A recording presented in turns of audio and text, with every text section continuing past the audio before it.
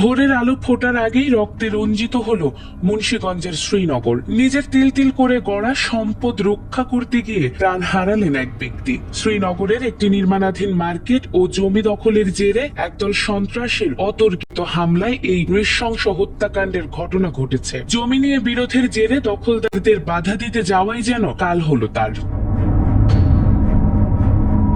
মুন্সিগঞ্জের শ্রীনগরে নির্মাণাধীন একটি মার্কেট দখলের চেষ্টায় বাধা দিতে গেলে প্রতিপক্ষের হামলায় মোহাম্মদ আলমগীর নামে এক ব্যক্তি নিহত হয়েছেন। মঙ্গলবার ভোর 5:30টার দিকে মুন্সিগঞ্জের বালাসুর এলাকায় এই মর্মান্তিক ঘটনা ঘটেছে। নিহত আলমগীর বালাসুর এলাকার বাসিন্দা। তিনি তার ভাই তমিজউদ্দিনের সঙ্গে যৌথভাবে বালাসুর বাজারে একটি মার্কেট নির্মাণের কাজ শুরু করেছিলেন। ওই জমি নিয়ে আগে থেকে বিরোধ চলছিল বলে জানিয়েছে স্থানীয় সূত্র ও নিহতের পরিবার।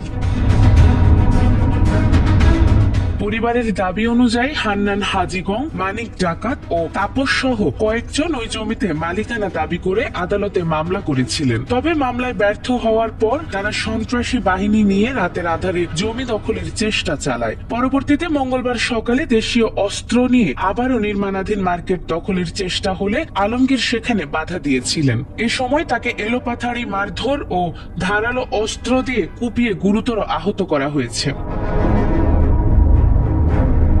উদ্ধার করে তাকে শ্রীনগর উপজেলা স্বাস্থ্য কমপ্লেক্সে নেওয়া হলে সেখানেও তাকে মারধরের অভিযোগ রয়েছে। পরে উন্নত চিকিৎসার জন্য মিটফোর্ড হাসপাতালে পাঠানো হলে সেখানে তাকে মৃত ঘোষণা করা হয়েছে।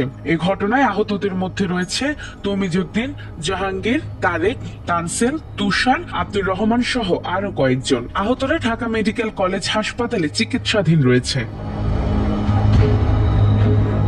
শ্রীনগর উপজেলা স্বাস্থ্য কমপ্লেক্সের এক চিকিৎসক জানিয়েছেন আলমগীরের অবস্থা অত্যন্ত আশঙ্কাজনক ছিল। পরে তাকে মিডফোর্ড হাসপাতালে পাঠানো হয়েছিল। শ্রীনগর থানার ওসি বলেছেন প্রাথমিকভাবে ধারণা করা হচ্ছে জমি সংক্রান্ত বিরোধের জেরে হত্যাকাণ্ডটি ঘটেছে। এ বিষয়ে অভিযোগ গ্রহণ করা হয়েছে এবং অভিযুক্তদের গ্রেফতারের চেষ্টা চলছে।